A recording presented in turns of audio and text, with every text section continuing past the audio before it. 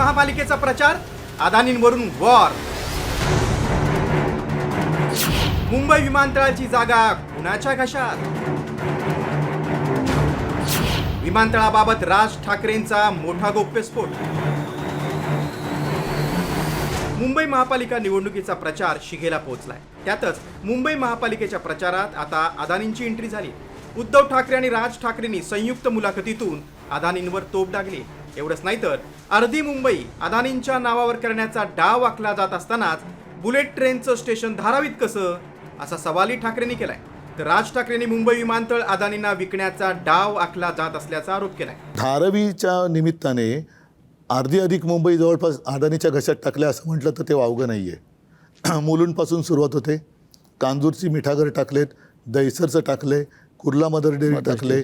सगळी मुंबई जी आहे ती म्हणजे ही सगळी झोपडपट्टी तिकडे हलवायची आणि धारावीला मोठे टॉवर बांधायचे. धारावीच्या बगलेमध्ये बुलेट ट्रेनचं स्टेशन अहमदाबादला जाणार कसं काय? या आत्ताच्या मुंबईच्या विमानतळावरचा संपूर्ण कार्गो हे वाढवण तिकडे नेणार विमानतळावरती आणि हळूहळू करत आत्ता जी सुरुवात झालीच आहे, पण हळूहळू करत मुंबईमधलं डोमेस्टिक आणि इंटरनॅशनल हे नवी मुंबईला वळवणार. आत्ताचा विमानतळ हे अदानीकडे आहेच. डोमेस्टिक इंटरनॅशनल नवी मुंबईला वळवायचं आणि हा परत विमानतळ आणि तो सगळा भाग परत विकायला काढायचा. राज ठाकरे एवढ्यावरच थांबले नाही, तर त्यांनी थेट पंतप्रधान मोदी आणि अमित शहांवर निशाणा साधत फडणवीसांच्या हाती काहीच नसल्याचा खोचक टोला मारलाय. तर राज ठाकरेंच्या आरोपाला मुख्यमंत्र्यांनीही तोडीस तोड उत्तर दिलंय. जे वरतून सांगितलं जाणार तेच त्यांना ऐकावं लागणार. वरतून सांगितलं की ही जमीन अदानीला द्यायची म्हटल्यानंतर त्यांच्यासमोर पर्यायच नसतो सही करण्यापलीकडे. सो वरच्यांच्या मनात काय आहे हे जास्ती महत्त्वाचं आहे. इकडच्या लोकांच्या मनात काय आहे हा विषयच येत नाही ना.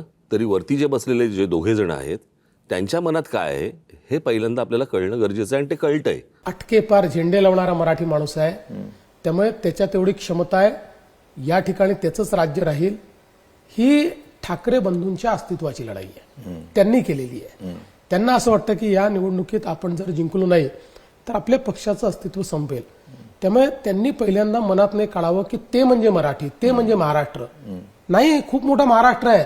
महाराष्ट्रामध्ये खूप मराठी लोक राहतात. मुंबई म्हणजे केवळ ते नाही आहेत, मुंबईत खूप मराठी लोक राहतात. खरं तर धारावी पुनर्विकास प्रकल्प अदानींना देण्यात आला. त्यावरून ठाकरेंसह काँग्रेसनं मोर्चातून संताप व्यक्त केला. आता या लढ्यात राज ठाकरेंनी ही उडी घेत अदानींवर हल्लाबोल केलाय. आता मुंबई महापालिका निवडणुकीत मराठी आणि गुजरातीच्या मुद्द्यानंतर ठाकरे बंधू आणि भाजपमध्ये अदानींवरून संघर्ष रंगल्याचं चित्र आहे. ब्युरो रिपोर्ट, साम टीव्ही न्यूज.